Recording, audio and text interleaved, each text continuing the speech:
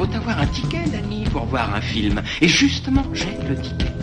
Dès qu'il sort d'une salle obscure, Bobo Léon dégaine son micro-baladeur et commente le film qu'il vient de voir. Je ne veux plus entendre parler de film. Ciné Parler, sur Cinéma Radio. Je suis sûr que t'adores les répliques de cinéma du genre « Fais-moi plaisir » ou « Je suis ton pire cauchemar ». Et celle-là, qu'est-ce que t'en dis? Les babiles débiles du babouin nubile. www.cinemaradio.net. Ah, tu l'attendais pas, celle-là, hein? Et sur toutes les plateformes de podcast. C'est un passeport pour un autre monde. Bonjour, c'est Bobo pour un épisode de Ciné Parler. Aujourd'hui, je vais vous parler d'un violent désir de bonheur de Clément Schneider. Celui qui croyait au ciel, celui qui n'y croyait pas, tous deux adoraient la belle, prisonnière des soldats, lequel montait à l'échelle et lequel guettait en bas. Celui qui croyait au ciel, celui qui n'y croyait pas.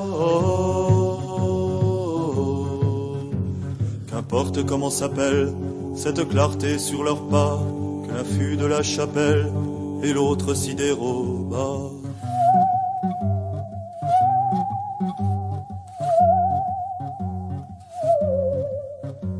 Celui qui croyait au ciel, celui qui n'y croyait pas, tous les deux étaient fidèles, des lèvres, du cœur, des bras, et tous les deux disaient qu'elle, vive et qui vivra verra.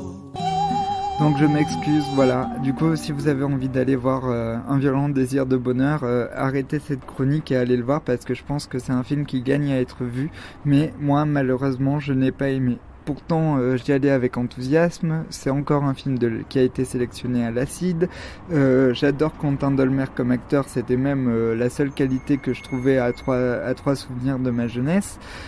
C'est filmé en format carré, c'est un film historique à la Raoul Ruiz, filmé avec peu de moyens, qui raconte l'histoire de la Révolution française, de la réception d'un monastère pendant la Révolution française dans le sud de la France, et d'un moine qui va arrêter d'être dans les ordres pour devenir révolutionnaire, et qui va tout faire pour pouvoir garder et entretenir son monastère, mais malheureusement je n'ai pas aimé le film. Le film avait tout pour me plaire. C'était filmé en format carré, je crois pas que c'était filmé en pellicule, je crois que c'était filmé en numérique.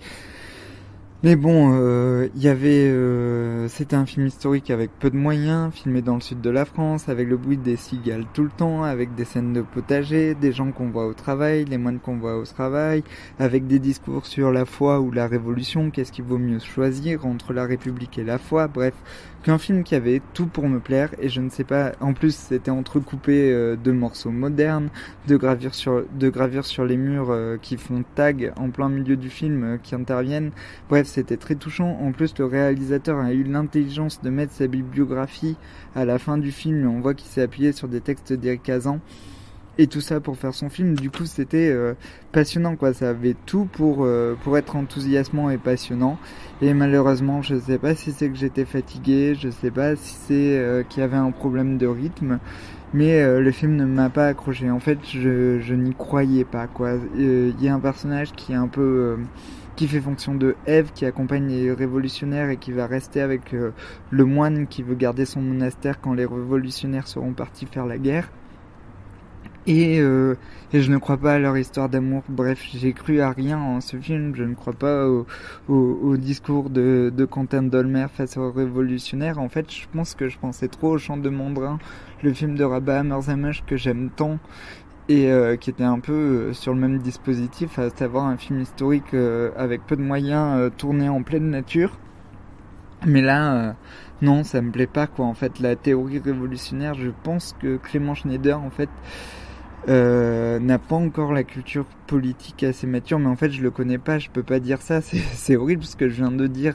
J'aimerais beaucoup discuter avec lui en fait pour comprendre ce qu'il a voulu faire, parce que je suis resté complètement à côté de son film. Alors je sais pas si c'est un problème de rythme, si c'est un problème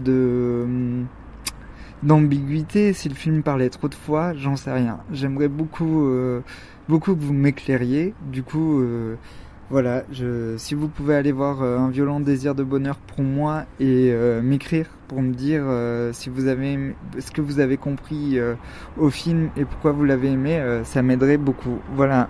Bon, je vous laisse. J'étais content d'aller le voir quand même parce qu'il faut toujours soutenir les films de l'Acide, mais voilà.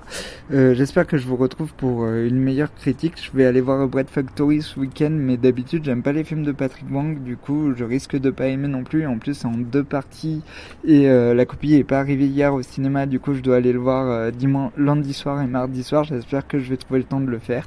Voilà, sur ce je vous laisse. Vous pouvez écouter les ciné-parlers sur Cinéma Radio, sur YouTube, Deezer et iTunes, et sur toutes les plateformes d'écoute. Il faut avoir un ticket, à bientôt, pour voir un film. Et justement, j'ai le ticket.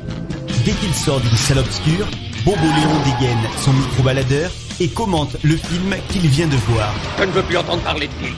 Ciné-parler sur Cinéma Radio. Je suis sûr que t'adores les répliques de cinéma du genre fais-moi plaisir ou je suis ton pire cauchemar. Et celle-là, qu'est-ce que t'en dis? Les babiles débiles du babouin nubile. www.cinemaradio.net. Ah, tu l'attendais pas celle-là, hein? Et sur toutes les plateformes de podcast. C'est un passeport pour un autre monde.